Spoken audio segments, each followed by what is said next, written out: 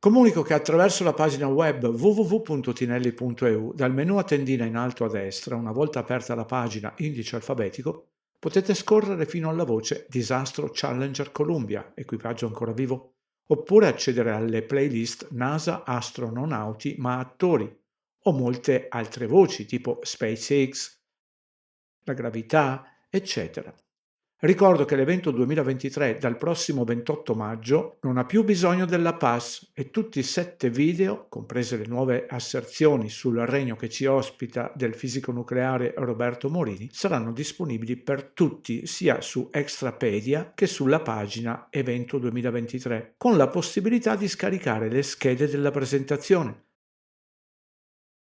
Ricordo il canale The Secrets of the World che spiega, oltre all'inganno delle traduzioni dei geroglifici degli egizi, la verità sulla forza di gravità. L'indice alfabetico, oltre a fornire le voci perché ci mentono, ad esempio, è uno strumento prezioso che vi consente di esplorare le oltre 2800 voci, delle quali la maggior parte vengono presentate nel video sottotitolato che segue, per capire e conoscere che tutto quello che ci hanno iniettato fin da piccini sul funzionamento di ciò che accade in cielo è pura invenzione, semplice fantasia.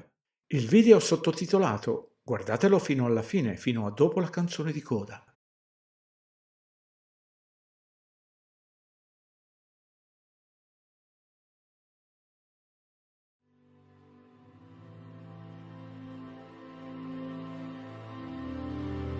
Okay, level with me here. There's this idea that we live on a ball and it's spinning and traveling through space at unfathomable speeds, yet you can't measure it, you can't repeat it or observe it. At this point, it becomes a religion. What are you holding on to? Do you care what other people think? Are you just worried what your friends and family are going to say? Is it your satellites? Is it your aliens? There are no satellites in the vacuum of space. Satellites are satelloons. You're aliens. Let's say you're an outer space alien fanatic. What if I told you you can have your aliens too? That they come from outer space, not upper space, but outer space. They are extraterrestrials. Terrestrial meaning terrain, meaning land. So what is it? What's stopping you? You've never seen curvature with your own eyes. You never felt the earth spinning. You've never been able to observe and measure these claims. So at this point, it becomes a religion. Do you want to become free? What if there's thousands upon thousands of other continents? What if there is an actual creator? This place was designed for a purpose. This isn't an accident. Would your life change? We're all supposed to live in abundance. We're all supposed to be here for a purpose and learn and love and live. Being on a ball from an accident of a big bang, evolved from monkeys, that's no way to live. That's no way to perceive life. You're an accident. You have no purpose. What's stopping you? Look out here. There's no curvature. 120,000 feet, 30,000 feet, it's nowhere to be seen.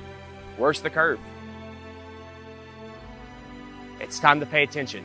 It's time to wake up. It's time to become free.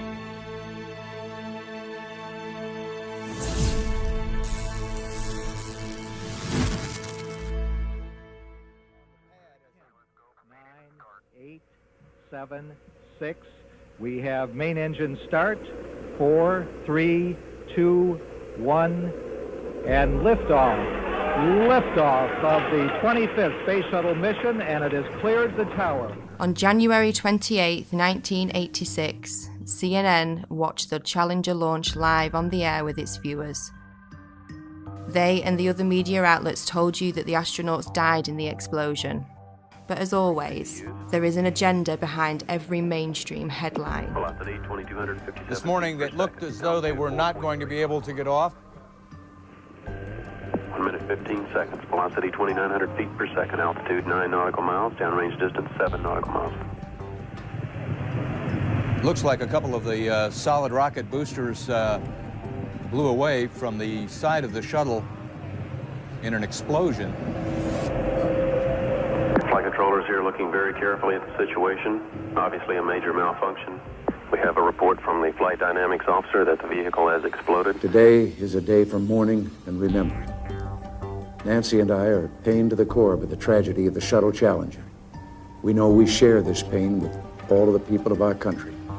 This is truly a national loss. The 7 NASA astronauts supposedly killed in the 1986 Challenger disaster did not die in the explosion and are quietly living out their lives in the US, with many of them hiding in plain sight, using their same names and working at high levels in the same fields they worked in before the disaster, according to explosive evidence uncovered by investigators. We've located 6 out of 7 of them.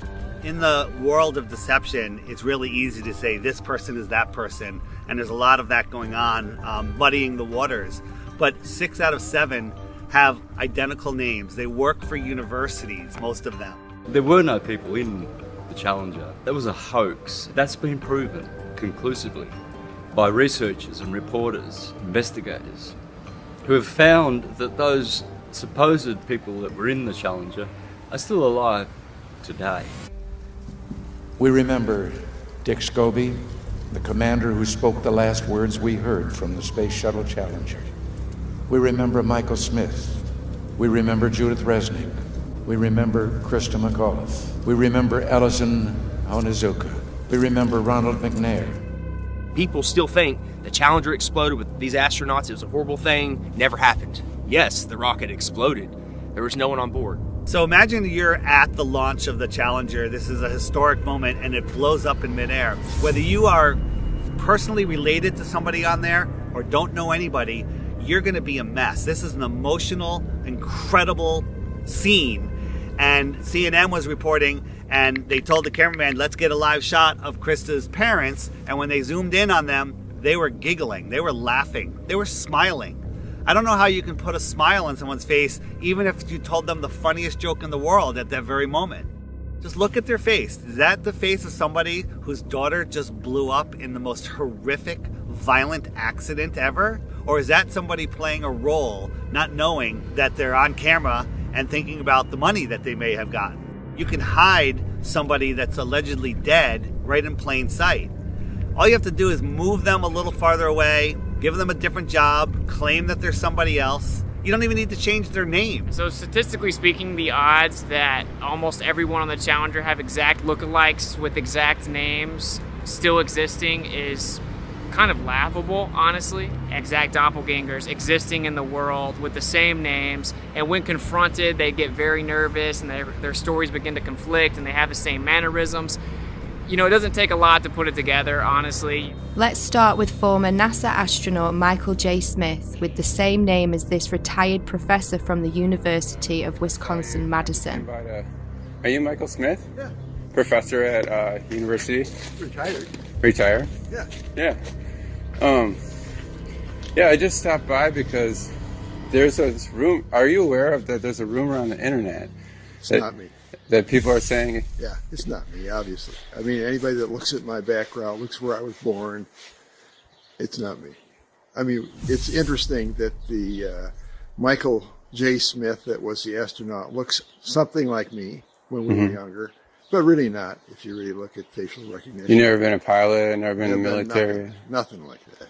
Huh. No. Okay. Yeah. That's all. And I don't respond to the emails I get. I get probably an email, maybe 2 a month. Really? And I got one guy that's been really hounding me, and I turned it over to the FBI. Okay. Yeah, you just sure look a lot. It's the same name. I Yeah. know the facial thing, but that's what we looked like. What? 40 years ago? Mm-hmm. Yeah. Okay. Yeah. Well, thank you. Yeah. Okay. Michael J. Smith, identical looks, dimples the same, teeth the same. There's really no denying it. And before he could finish the question, Michael denied it. Oh, that's not me, you know, and laughed it off. What's he going to say? Oh, you got me? Not going to happen. The driveway footage of Michael J. Smith, that's real. I mean, that can't be a deep fake, you know. So at some point, you got to stop trusting liars. We don't hide our space program. We don't keep secrets and cover things up. We do it all up front and in public. Next is former NASA astronaut Judith Resnick with an exact doppelganger working at Yale University. 37 years have passed and she hasn't even changed her name. Side by side, there's no denying it. When she's approached, she has a very odd way of not responding. Hey, Judy? Judy. How you doing? I'm from the press. I just had a quick question, if you don't mind. What press? I'm from a radio station in San Bernardino. I know there's a conspiracy about the Space Shuttle. No, I want to be polite. Friendly, just a question. So there's a lot of rumors about you being on that Space Shuttle. Obviously, you know, if you want to comment, we would really appreciate it. Kind of odd that Judith is in full panic mode when realizing the press is in her presence. She's no stranger to being in the spotlight. She even made her way into Hollywood for a quick cameo. If the choice is to allow Americans to be taken as hostages or to be executed, I'll bring my own rope. Saddam backed down, and Ambassador Wilson helped thousands get safely home. When he himself came home to the United States, he was warmly greeted by our president, who took him to the Oval Office and introduced him to the War Cabinet as an American hero. Commander Dick Scobie had a company called Cows and Trees, and when you went to his website, there was an animation of a cow taking off like a rocket with a smoke stream coming out of its backside, doing a twisty curl in the air that looked remarkably just like what we saw with the Challenger. And after we started making videos on that and it started going viral, that website disappeared, never to be seen again. And nobody could have predicted back in 1986 that in 30 some odd years from then that there would be something called the internet that would bring all this information to the tip of your fingers, and you'd be able to search through pictures, Facebooks, websites, profiles. Now these people are scared. They're hiding their profiles, they're deleting their websites, they're making their Facebooks private. Onizuka and McNair are always together. They're hanging out at NASA and always talking about themselves. Ellison Onizuka, if you look at clips of him back in 1986 when this happened, he actually spoke like, every other word was, Let me say that it's really a pleasure to be back. If you look at clips of his brother, Claude, now speaking, it's the same exact thing. Every other word is, But Ellison's dream is continued to be carried on. I think we got some... we're very fortunate that I think we're ready to go fly. Thanks for being out here today. His brother just so happens to be the spokesperson for the Challenger tragedy. Why aren't there any pictures of his brother back when this happened? Why didn't his brother speak at the funeral? Use your head. Former Governor Ariyoshi, who has a story about a picture that survived the Challenger disaster. Ellison Onizuka came to see me one day and he wanted a family photo. And he wanted to take it up on a Challenger and he's going to bring it back, inscribe it, and autograph it. But that Challenger accident happened and I felt very sorry to lose Ellison. But I didn't even think about the photo. I thought everything else must have been destroyed completely. About 2 months later, Lorna Onizuka called me and told me that they found in the water, NASA found the personal preference kit of Ellison Onizuka. And she said, there were two things in there. One was a monk's prayer, and the other was his family portrait. So I told her, oh, then it must be in terrible condition because the astronauts, the big bang up and the ocean in the water for 2 months. She told me, no, it's in perfect condition. And she said, I'm going to bring the picture over to you and present it to you. And then in the meantime, NASA got the picture and they put this together for us. Ronald McNair conveniently has a twin brother named Carl McNair who looks exactly like him and is at a lot of the events now, but was nowhere to be found when the explosion happened. Krista McAuliffe was a fairly new teacher, just 3 years at that school. To get her story planted, all of these people, the parents, the astronauts, everyone involved that you saw, are crisis actors.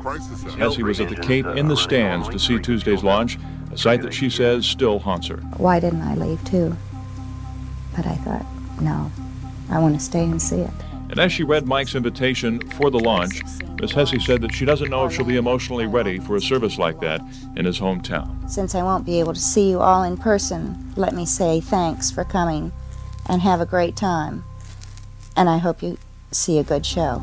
George Bush Sr. hand-selected the teacher, Krista McCullough. What are the odds that 30 years later, there is a professor at Syracuse University with the name Sharon McCullough? I still can't believe that I'm going to actually be going into that shuttle. It just really doesn't seem possible. Krista McCullough was asked if she had any fears about her space shuttle flight.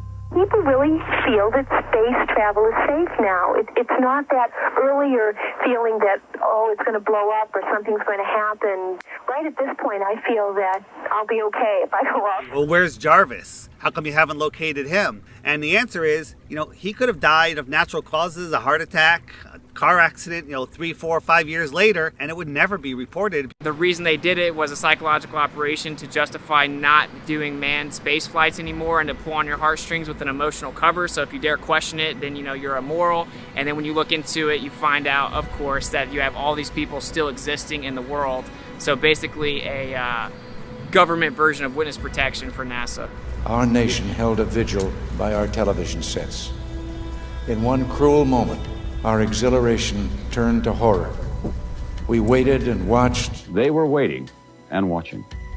When they saw the explosion, there was confusion. Was something wrong? The principal and teachers weren't certain either. Then it got very quiet as the horror of it began to register. Besides the trauma-based mind control and putting children through that trauma, and also it reinforces their model. It reinforces their religion.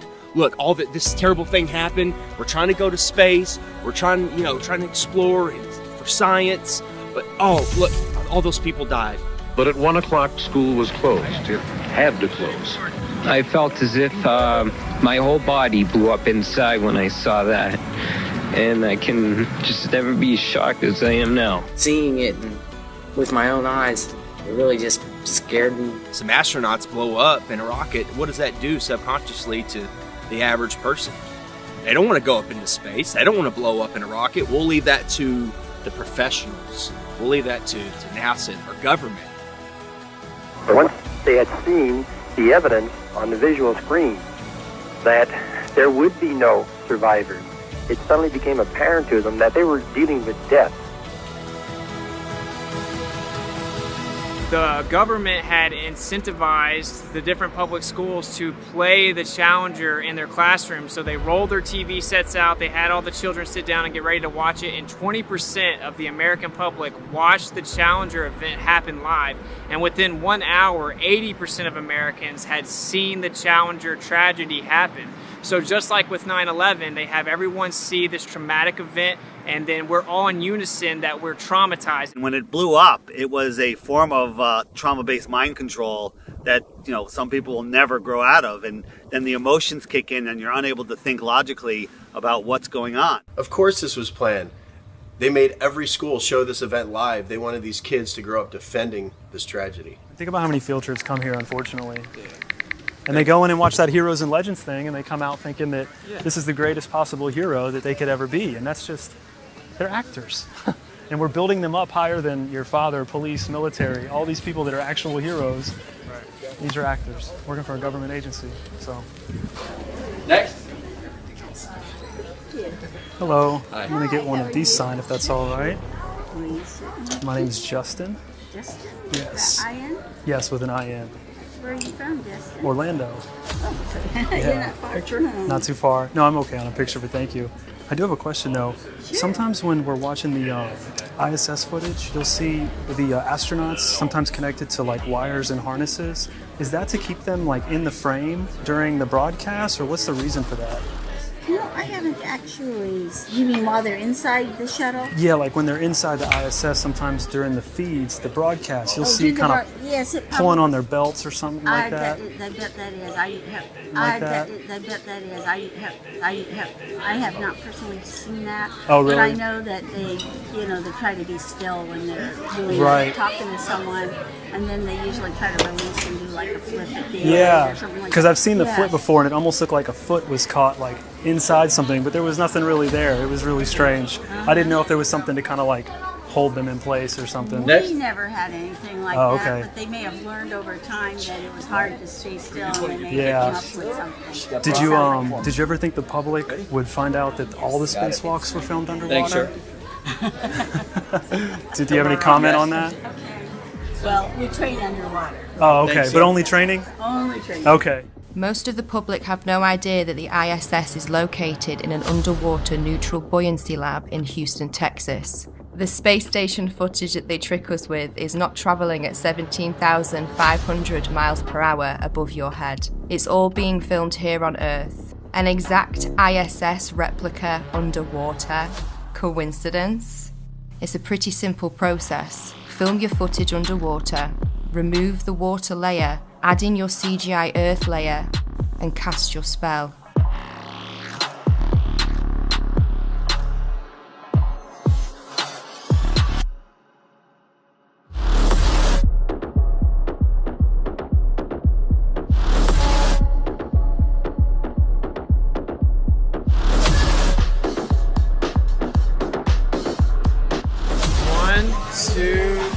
Bubbles in space.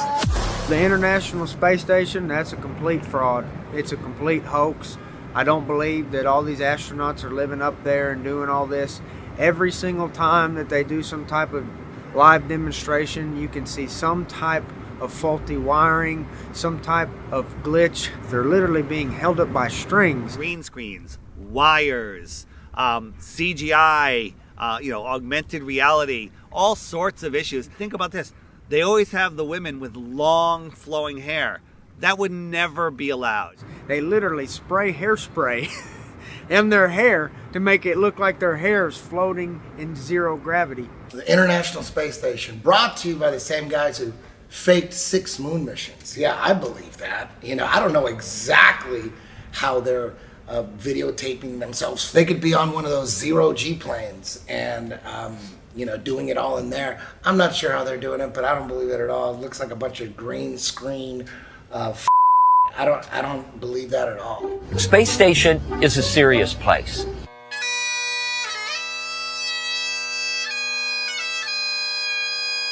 We're doing serious research, scientific research, and engineering research. On solid fuel wires, turn the key and light the fire. Running around in gorilla suits, going 17,500 miles an hour. There's supposedly micrometeorites, other satellites up there. They could die at any second, but they're running around playing with water. They're always playing with water, claiming to grow lettuce. And I love this video because it looks like animation, like something that somebody made, but it's actually real footage from the space shuttle, just sped up just a little bit. And this is a little video. It's about 4 minutes long here. So there's the space station. I love that this is not animation. This is film taken by a shuttle of the space station. And so this is real. It's not animation. Now this looks like animation, and I'm very proud to know that it's actually real film. It's not a video game. People are living there. I know this looks like animation, but it's actually really real. I love this video because it looks like animation. It doesn't look real, but it is real. People can watch all these ups and trickery by NASA and all these other space agencies, and all that goes out the window because they see a little light in the sky. And it's the ISS. Oh yeah, that's the ISS. That's all the proof they need, and everything else goes out the window. The view will still be A-OK out there, and all you need to look for is a bright light in the sky that will be moving, and that'll be the space station. I've seen the light go from horizon to horizon. There's many problems with that light. First, it's as bright as the sun. It's really bright. How is the ISS reflecting that light as bright as the sun back to me the whole way across? Is it made of mirrors? Is that mirror following me? Right? How would somebody 10 miles away see the same reflection? Because it can't reflect in all directions. It's going 17,500 miles an hour for 12 minutes. I could see it. So what is it? I was in communication with a NASA whistleblower, and he says that they have 5 B-2 bombers that they've remodified with some parts of them are transparent material. with a thin metal struts that you really can't see. The bottom was overlaid with LEDs to match the color of the sun. And they use them in their base. 2 of them are in Alaska, and I forget where the other ones are. And they take turns doing these flybys.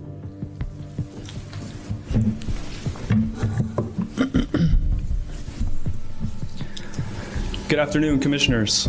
Today I'd like to bring to your attention a potential fraud on an enormous scale happening in York County. There's now clear evidence of NASA using numerous methods to grossly mislead the public about astronauts being on the International Space Station. During interior ISS scenes from NASA's own live feed, the use of wires, harnesses, green screens, and virtual reality have been detected to achieve the appearance of a weightless environment. This begs the obvious question.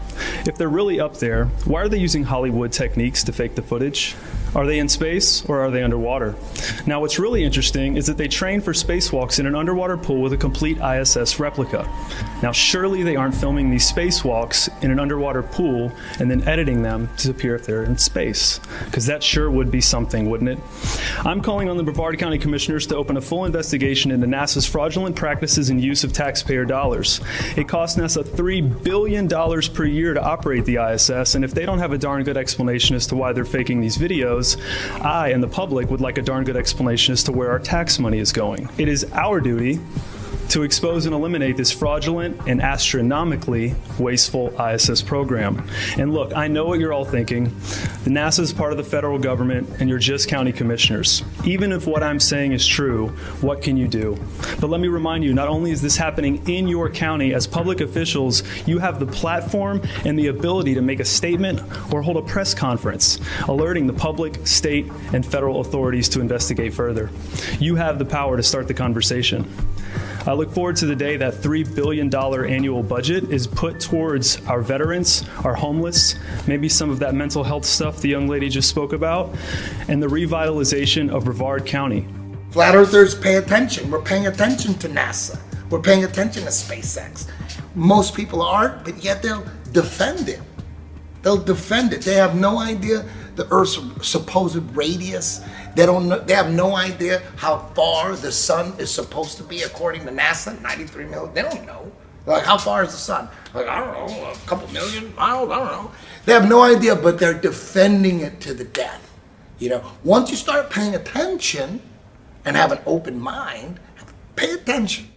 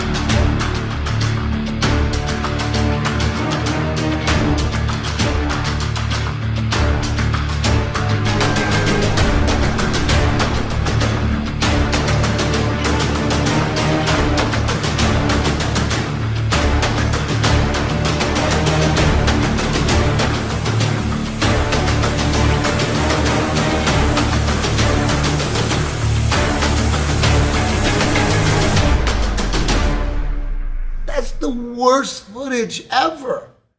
But we do want to make sure that the American people understand that there's no need to panic. The president took this action, as I mentioned earlier, because the objects were indeed flying at lower elevation, and they were in civilian airspace, and we wanted to make sure that we protected that airspace. But again, we want to also make sure that the Americans are not do not panic during this time. Wait, what? It's on a balloon? Why is there a satellite on a balloon? It's always been that way. Flat earthers have been talking about this for a long time. One thing that isn't really discussed in the mainstream is that NASA, of course we know, spends more money on helium than anyone else in the world, and actually just upped their most recent contract to hundreds of millions of dollars for helium. And they admittedly launched balloons bigger than 1 to 2 football fields.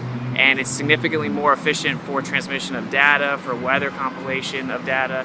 They basically have a fleet of balloons above you that are facilitating majority of the information that we utilize. So why do you think NASA is the world's largest consumer of helium? Why would they send up balloons, these satellites, on balloons if they're in magical floating space, in the magical floating vacuum of space?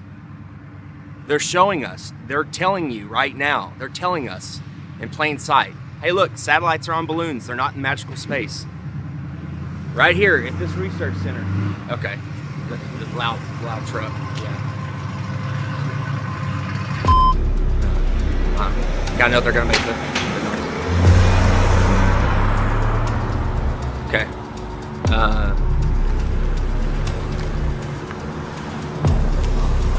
Howdy. I was just doing some filming. What? Oh, just anything we can see. We're just doing a documentary on the balloon launches and all the cool stuff. Yeah, we're independent journalists. Don't be filming me. Well, I mean, we're in public. There's no expectation of privacy. Well, we tried to call them. They said they weren't doing any tours. Yeah, they said we weren't doing any tours. Of course, you got to do your due diligence and make sure there ain't nobody out here potting. Well, I get it. Like Johnson Space Center, they have armed guards. Yeah, they will shoot you. Yeah, they definitely operate. Do not run up in the air. Yeah, like you're gonna do nice. No, we're just infatuated with the Saturloons, Yeah, we didn't even know they existed. It's cool that they're all going up on balloons. We didn't even know. We were taught, they're just orbiting by themselves. Or they're shot up with rockets. Yeah, they're shot up with rockets. That's all. It makes more sense on a balloon, so we're like, okay, well, this makes sense now. Unless they got some top secret stuff I don't know about. You don't know about any of these satellites without the balloons? The idea that you would need some type of box that free falls in orbit around a ball is really just a fiction of imagination. That we don't need that at all. We don't utilize that. Satellites have been on balloons since the 50s, and they've always been on balloons. They just lied about putting them in space. There's no evidence at all of satellites in space. They would have to have a propulsion system. Even if you believe that the Earth is a ball, you must also believe that satellites cannot propel themselves without a source to thrust. Okay? We know that they don't have engines on them. What's making them go around? They don't make sense. Then you find out NASA owns 98% of the helium. Then you find out all these satellites that crash have balloons attached to them. Then you can deduce they actually float these satellites up with balloons. It's that simple. If all these satellites are moving 17,500 miles an hour, some are moving this way, some are moving that way, it's common sense. There's 50,000 of them. They're supposed to hit each other eventually, but none of them hit each other. Come on, guys, wake up. There's no satellites. There's no proof of them. The only proof we have are things floating on balloons. Arthur C. Clarke in the 50s wrote a book theorizing about satellites falling around on Earth in an endless fall. Shortly after, we all of a sudden had satellites falling around the Earth. Now think about it. The Earth is spinning at 1,000 miles an hour. It's orbiting in an elliptical orbit, speeding up and slowing down at 66,000 miles an hour. It's chasing the sun in another curved orbit, and we somehow have geostationary satellites. That's a satellite that stays above the same plot of land. So it's mimicking the spin, it's mimicking the orbit, it's speeding up and slowing down and staying over that same plot of land, and it's just falling in an ever-ending fall. That makes absolutely no sense. And now it's openly accepted that they're on balloons, but they're making it seem like it's a new thing. And this is the new way we're gonna launch satellites, is on balloons, and it's cheaper and it's just better. Like, we don't need them space ones no more. You know, people are starting to figure it out. That's why they're going back to balloons. And majority of all the transmissions we use for our cell phones or quote-unquote satellite TV are all ground towers. They all send transmissions from the ground tower to tower, admittedly at high elevations. And of course we have underground and undersea cables that make up 99.9% of all transmission. So this just a facade in people's mind that you have little metal boxes flying around giving you all of your data. None of that is real. Oh my God, I'm calling my brother. That is freaking beautiful. Okay, there you have it. Artemis wow, it's flying right now. Whether it's the ISS or the rocket launch, the second someone sees it with their own eyes, they think it's real. This is freaking amazing. Oh, there it is. What the heck happened? They don't even know what the going on. The reason that you can always find a video of a rocket from NASA taking off and then slowly making a U-shaped arc is not because it's going around the ball and going to the other side or going out into space. It's because shortly after these rockets that are funded by your tax dollars take off, they only have a certain amount of time before they crash back to the Earth because they run out of fuel. It's all made up. So what really happens is they launch them near the ocean in Texas or in Florida. They will never launch a rocket from the middle of the country. It won't make it to the ocean. It'll crash on dry land. Okay? So NASA has to launch rockets from Texas and Florida because it's right by the water. If they wanted to launch a rocket from Little Rock, Arkansas, it wouldn't even make it to Texarkana. So when they launch rockets in Cape Canaveral, Florida, or in Houston, we have a problem. Yeah, the problem is you can't get past the firmament. In 1962, 7 years before they faked the moon landing, Operation Dominic began. A series of 31 missiles were shot straight up into the sky to test how high humans can actually reach. They quickly figured out, not far at all. It seems that whenever they were shooting these missiles up into the sky, they were actually interacting with different layers of this plasma field or this electromagnetic phenomena, and it seems to have fluid-like properties. As it actually hits a certain portion of this force field, if you will, it begins to disperse and seek equilibrium based on the impedance of the electromagnetic layers. Why is it when we review this footage that these things are exploding? It looks like they're hitting a barrier. Testing the strength of the firmament, and they weren't able to penetrate it. What's going on there? What is this? In my opinion, I think that they were trying to find a way to possibly get out. There's a firmament above us. So everything is as above, so below. Obviously, many people are becoming aware that there's a firmament above that many people are now starting to realize is impenetrable. No matter what you do, you can't go straight up in the air and keep going. An interesting rocket launch was the amateur Go Fast rocket. They gave us something that NASA and SpaceX never gives us, an uninterrupted feed from their camera. If you watch a NASA launch or a SpaceX launch, there's 4, 5, 6 cuts before it even clears the launch pad. Gave us an uninterrupted 72 miles, I think. Went up, and all of a sudden it went kerplunk. It hit something. It went up, and it appears to have hit the firmament. One thing I really want your generation to embrace is that the Earth is a closed system. We cannot leave the Earth. There's no place to go. There is water surrounding us in all directions, including directly above us. We now know that there's something called superfluid that exists. You could have helium-3, and it could actually offer full electromagnetic propagation perpetually without any impedance. Based on the things that I see, such as Crow 777's lunar wave observations, I think that there is clearly a fluid-like medium above us. The waters above in ancient astronomy, which was the same science as astrology, except one was more theological and one was more secular, they taught that this was called the crystalline sea. And in the book of Revelation, it speaks about the crystalline sea. It's the ninth heaven. The waters above, it's firm. I think the evidence is pretty overwhelming that there is a fluid-like medium above us.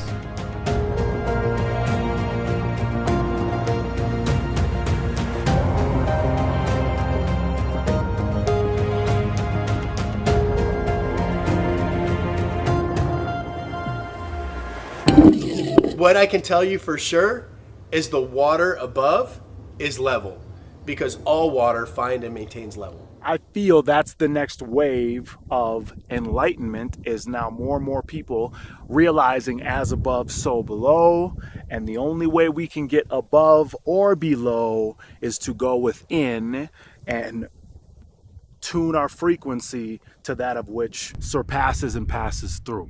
Who knows, maybe there is some kind of firmament, and we're underwater. We could be underwater. Maybe there's water above the firmament and then water down here. That could possibly be why the sky is blue, because behind it is the firmament which holds back water.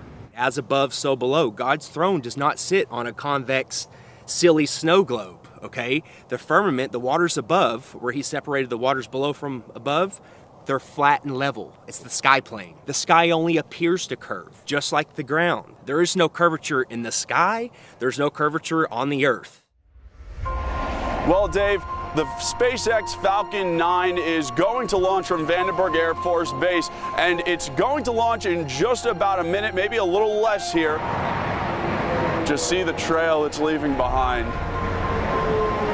Absolutely amazing, and to describe it to you from, I mean, you can see it, but from the ground, it almost looks as though some of these rockets look like they're scraping across a watery firmament, kind of like a boat dragging something through the water. You see what resembles a speedboat going through water. You'll see the rocket hit the firmament, explode like watery, and then it will skim along the surface of the firmament. Why is that? Well, because it's hydrogen. It's water. I'm not sure what they're doing, but they're not flying into space. It's almost like they're just throwing it in your face. Look, we're running into a solid barrier. These rockets literally look like they're bouncing off the ocean, like a boat in the ocean, creating waves. Look at it. Look at the footage. Look at that. They're putting it in our face. It's soft disclosure. They can't just come out and say there's a firmament, we're on a flat earth or whatever else. They can't just come out and say it. They have to show breadcrumbs. They got to show a trail of breadcrumbs. They have to boil the frog slowly. People say, well, what's under the flat earth? Because they're thinking of a disk floating in space. We don't know what's under the flat earth because the deepest hole is 7.8 miles. And while they were digging that hole, while they were drilling that hole, they were using ground penetrating radar to see what they were going to hit next. And they were wrong every step of the way. No more rocks, no more water. They hit rocks, they hit water, right? They were wrong. And then they hit an impenetrable barrier. They tried for years to get through and they couldn't. And then they gave up.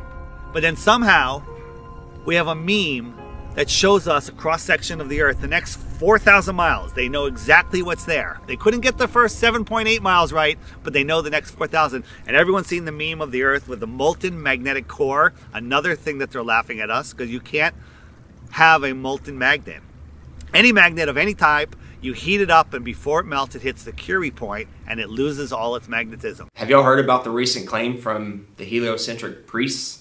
They're saying that the core has stopped spinning and it's now spinning the opposite direction, which is going to cause all this chaos. Well, this morning we are learning about a shift in the Earth's inner core that sounds like the plot of a Hollywood blockbuster. Scientists say our planet's solid core, which is actually disconnected from the rest of the Earth's layers, may actually have stopped rotating and could even reverse course. What does this mean? Well, at first it sounds like something from a Hollywood movie. Right. The script says, oh my God, the core of the Earth is spinning backwards. How do they know this? I just want to know, how do they know what the core is doing if they've only been down 8 miles? How is that possible? We've only, as humans, dug down a maximum depth of 8 miles. How do they know what's 3,000 miles down? Makes no sense. So if you look at a magnetic field on our ferrocell cell, you have something called the inertial plane or the block domain wall. That would be where we reside. We live within a magnetic field. And you can only go so far down before you're actually going to have the reciprocation of that energy or that magnetic field. We know the deepest hole ever dug is around 7.8 miles, which seemingly correlates to the deepest area in the ocean, of course, the Mariana Trench. So the way that I see it is you're actually living on the inertial plane within the magnetic field, which actually then begins to make all celestial phenomena fit perfect within the toroid. And of course, this entire idea that there's this magic magma core made of nickel and iron that's spinning at a different speed than the Earth spins is a complete fiction made up of seismic activity and speculation. And actually, when you look further into that, they say that that causes the magnetic field with something called convection currents. You have the geomagnetic field from the geodynamo model, and actually you would have a symmetrical magnetic field coming from the core. As it is a sphere, you would have the same magnetic field in the north and the south. But what the evidence actually shows is that it is not symmetrical at all, and in the south the magnetic field gets up to 30% weaker. There's something called the South Atlantic anomaly, which shows that it 100% is not some symmetrical dynamo effect causing the magnetic field. If you actually look further into the dynamo model, there's about 50 questions that have gone unanswered. They can't even get the math to work with supercomputers. It's pure speculation that they can't get to work, and it seems that actually we are just prohibited from going too far down based on pressure mediation within a magnetic field. There was a famous scientist that sent a submarine down and hit the bottom of the ocean and wasn't able to penetrate the bottom of the ocean, as if there was some type of water barrier firmament.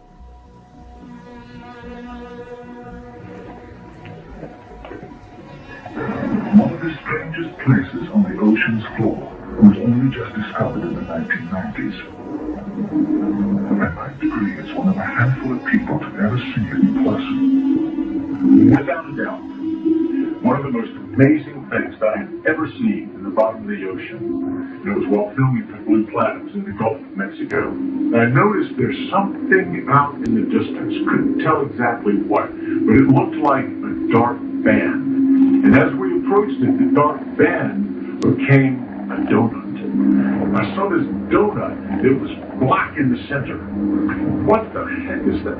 And so as we get closer and closer to it, I noticed that the black band had what appeared to be kind of steam over it. And then I looked, and there was water lapping against the shoreline.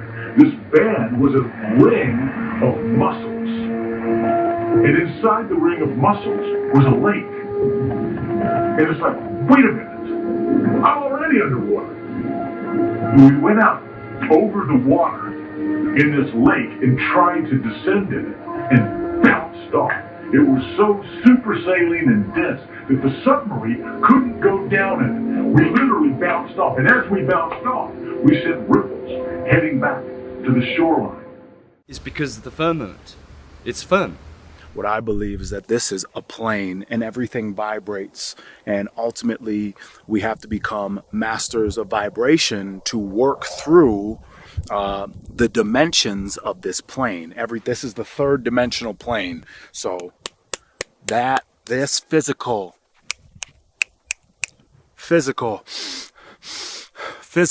This is the physical plane.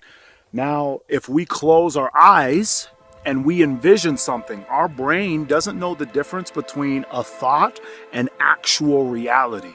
So they teach us about gravity when we're young kids, because when you're a young kid, you kind of believe everything that you hear. They tell us that gravity was discovered by a guy named Isaac Newton. And by the time he was 23, he had discovered gravity, invented calculus, and trigonometry. Well, I'm telling you right now, none of that happened. Gravity's just a theory and an excuse, really. It's real simple. If there's a force strong enough to hold oceans to the planet, there's a force. We should all be stuck to the ground. You know, the force can hold buildings, skyscrapers, tanks, ships to it, but it can't hold a helium balloon. Helium balloon just flies away. Smoke just flies away. Everything should be stuck to the ground like a magnet.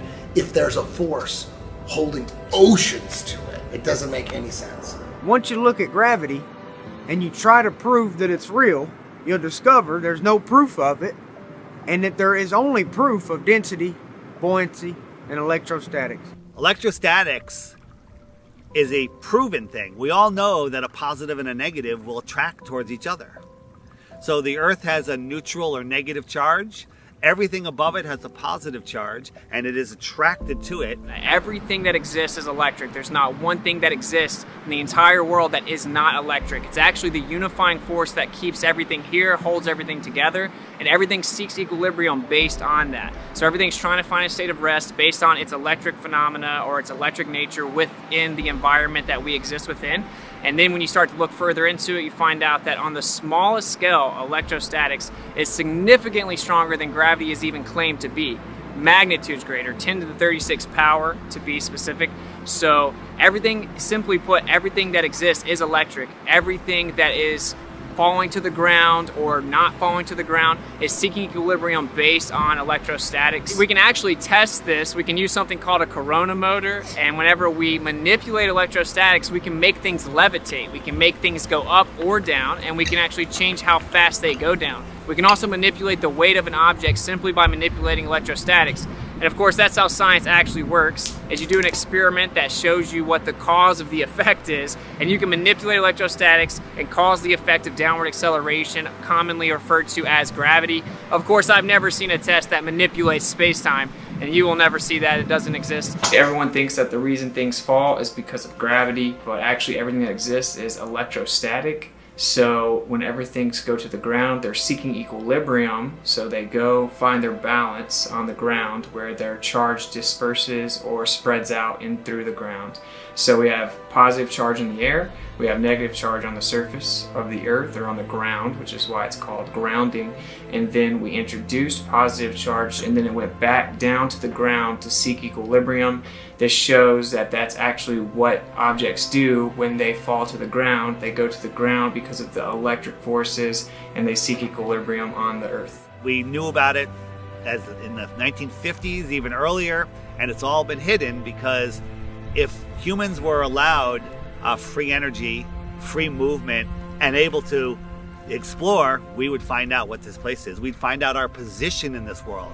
And that's the number one thing. Why are they hiding flat Earth? Why? What's the motive? And the motive is to keep us dumbed down, not knowing who we are, not knowing where we are, not knowing the true power that we have, and not having true freedom. So ultimately, the master plan in all of this is to fake an alien invasion. I think one of the biggest upsets with globe believers when they hear flat Earth is we're taking away their Star Wars. We're taking away their aliens. We know aliens, extraterrestrials, have been documented since all recorded history. I've actually personally seen UFOs multiple times from like the age 18 up, probably 7 different times I've seen UFOs. I know it's a very real phenomenon. What about the secret space program? I call it the secret propulsion program. They're using electrostatics and other technology to maneuver around. Maybe they're even just pulling energy out of the air. We can go back to, I think it was Reagan in his famous United Nations speech, talking about the world coming together, facing a universal threat. Perhaps we need some outside universal threat to make us recognize this common bound. I occasionally think how quickly our differences worldwide would vanish if we were facing an alien threat from outside this world.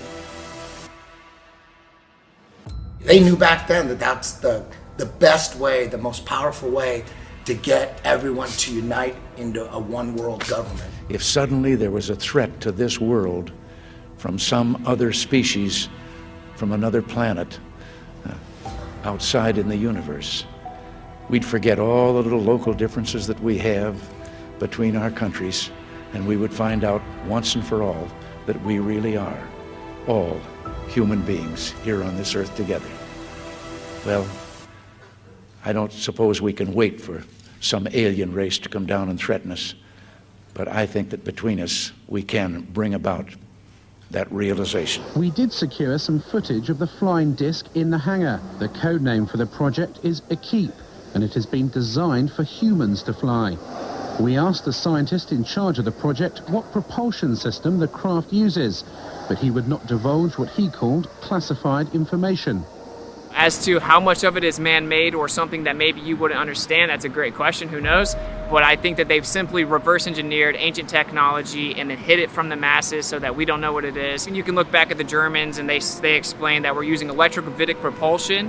And so with electrogravitic propulsion, you could attain perpetual flight, you could defy, quote unquote, defy physics, you could attain all kinds of changes in angular momentum on a dime. Man-made technology that we don't understand yet. I don't know, maybe there's other humanoids or aliens, whatever you want to call them, like that way and that way, but up there, I don't believe it. UFOs are real. You guys are just confused where they come from. They don't come from some far-off planet trillions of light years away. They come from the outer lands and possibly under the ocean. I personally believe that the government is so evil that they're devising any type of plan that they can to manipulate people into one world government. They call it the New World Order. One way that they can manipulate people is by destroying cities with missiles and lasers and all sorts of destructive bombs, and then they could blame it on aliens. They could say that aliens are coming when really it's our own government. Now man has reverse engineered that, so we do have them here now. We know our government has this technology. If they fake an alien invasion, they get the New World Order, which they want. They thought COVID lockdowns were bad. We found out that they pretty much lied to us about everything to push an agenda of more total control. We're closer than we've ever been to World War III, all of this other stuff. And now the only way for them to truly, in my mind, get what they want or supersede the timeline, speed up the timeline, is to fake an alien invasion. The moment they do that, everybody panics. The government has to step in as a one world government. All governments come together to fight an outer worldly threat. And then we're all in lockdown like you wouldn't believe, because we got to be aware of the alien viruses. I mean, we're already scared of the human viruses. Now we got to be scared of the alien viruses, and we're So that's, I think, the end game. And it's pretty easy to see that that's what they're gearing up for. That's why they're telling us there's a mothership in our... No, shut the Like, we've had this technology for years. They've taken our focus and put it up there and not to the outer lands or the extraterrestrial areas. When someone says extraterrestrial, what does that mean? It means extra terrain. So it's a lot more prevalent that the world is bigger than we know, in my opinion, than these beings are traveling millions of miles or light years away to come here. I believe they won't let us go past Antarctica. So if they won't let us go past Antarctica, my favorite show in the world is Attack on Titan. I believe they're telling us things through shows, that being one of them, that there is potential for other land outside of what we know. If there's more land out there, then why are we paying $1,500 a month to live? Or California, people are paying $3,000 to $4,000 a month in rent to live. Why would we have to do that if all of our world could fit into Texas and then there was more land other places? Like, obviously it makes more sense. You can still have that concept, that idea, that belief, whatever you want to call it. You can still have that on flat Earth. You're not trapped in a snow globe. I honestly do believe that the government is hiding more land. There could be thousands of continents. There's definitely more than 7. I'll bet my life on it.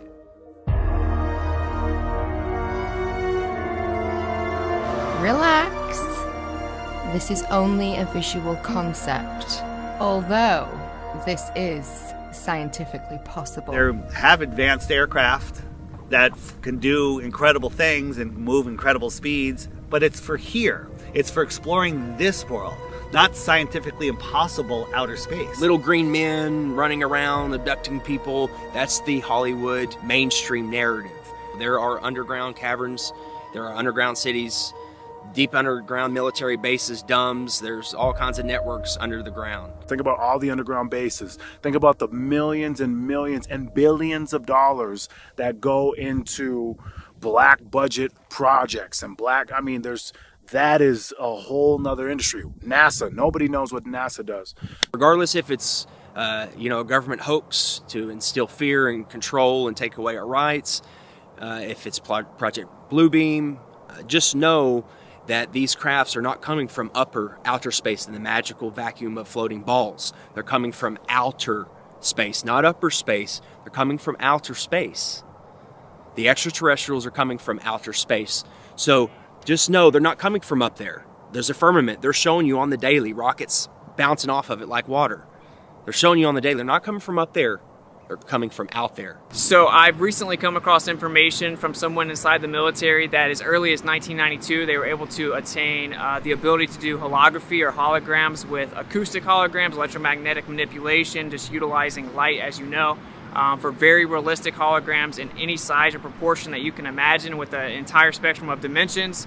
So I would just encourage anyone that does begin to see this activity in the sky to always keep in mind that it could be simple hologram technology used to manipulate you emotionally to get you to be in a state of fear. Of course, we've been warning people about that for over 7-8 years, that blue beam was given to us as a warning via the Secretary of Von Braun, that will be their last card. He would repeat to me over and over, and the last card, the last card, the last card would be the extraterrestrial threat.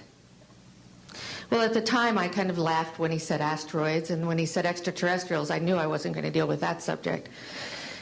And now we hear on the news just today, this week, that they've slid in another enemy. Only this time we're going to protect our satellites. In other words, we have to have some reason to spend these trillions, to waste these dollars on a space-based weapon system, and they're all lies. A lie. A spin.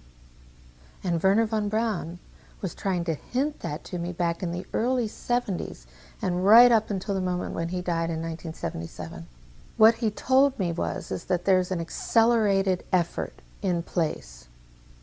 He didn't mention a timeline, but he said that it was going to be speeding up faster than anybody could possibly imagine, and that the last card that was being held was the extraterrestrial enemy card. The intensity with which he said that made me realize that he knew something that he was too afraid to mention. He was too afraid to talk about it. He would not tell me the details. I'm not sure that I would have absorbed them if he had told me the details or even believed him in 1974. But there was no question that that man knew and had a need to know, I found out. The look in his eyes made it clear to me that he knew that there was something going on that was a big secret that he could not divulge. That'll probably be their last card. I think that's where they're heading. They've got the technology, they've got amazing advanced stuff which they've held from us, the elite families, for millennia. And also, there's patents for this, guys. There's patents, old documents, patents, U.S. government, Russia government, German government, everyone. They have patents, documents from dating back to the early 1900s of building these machines by hand. Why are they building these machines? For what? What is the whole plan? If these are some special things coming from above, then why does man have to build them here to scare you with them? Why does man have to create blue beam technology to, coming soon, scare you with this stuff? Because none of it's coming from above you. None of it is random, okay? It's either coming from the outer lands, under the ocean, or they're man-made, or blue beam, or all the combination of what I just said. But there's nothing coming from above your head, so please stop. Stop holding on to your alien bullshit. Let your ball go. My name is Joseph Spencer. I was known as a man in black. Following 7 years acting as a counterintelligence agent for the CIA, I was recruited for a new assignment that entailed working within above top secret operations. I was aware of the black budget projects, but never knew the context of them due to their high level of secrecy. Even the president was denied access to their inner workings. Annually, billions of dollars are poured into black projects, which operate without any supervision or intrusion. They have full autonomy. The operations deal primarily with advancing military technologies, most of which have been reverse engineered from recovered alien spacecrafts that had either crashed or were shot down by our military. The public, sadly, will never, ever have knowledge of these operations. Since the early 1950s, scientists have been developing holographic technology. and over the years improved it to a state that we can only imagine. As I stood there staring at the bomber, which looked so absolutely real and solid that I could reach up and touch it, I contemplated the possibilities. What if this projection was 1,000 feet up in the sky? How would anyone know that that was an illusion? The Phoenix Lights craft, witnessed by 10,000 people, was the first grand-scale skybeam test upon the public. It succeeded beyond expectations. In October 1938, Orson Welles unleashed his War of the Worlds radio broadcast to the American public. It was so realistically portrayed, vast portions of the population went into panic. Terrified citizens scrambled to evacuate their cities in droves. America had been easily tricked by very simple means. In the year 2024, the world will stand witness to a massive alien invasion. Thousands of projected holographic alien warships will blanket the skies, sending people into a panic. Real military crafts within the holograms will inflict actual damage to the surrounding areas to sell the gimmick. And as a result of the ensuing human chaos, a one-world government will immediately form without any resistance from the people. They will be the new world order. Once this happens, we as a people will be doomed to enslavement and accelerated depopulation. With that said, the only hope for human salvation is to acquire and spread the knowledge of these activities and agendas. Resist, retaliate, then conquer this imposing enemy. The time is now. The time is now. The time is now.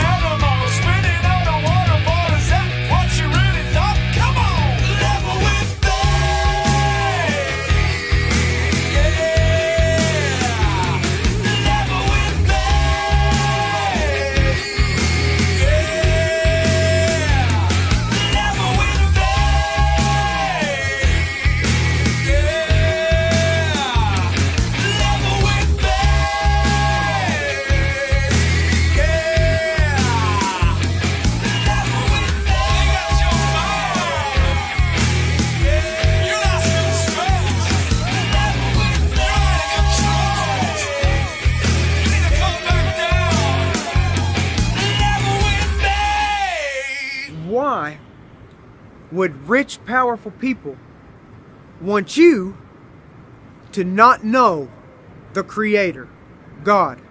Because a man of God cannot be controlled.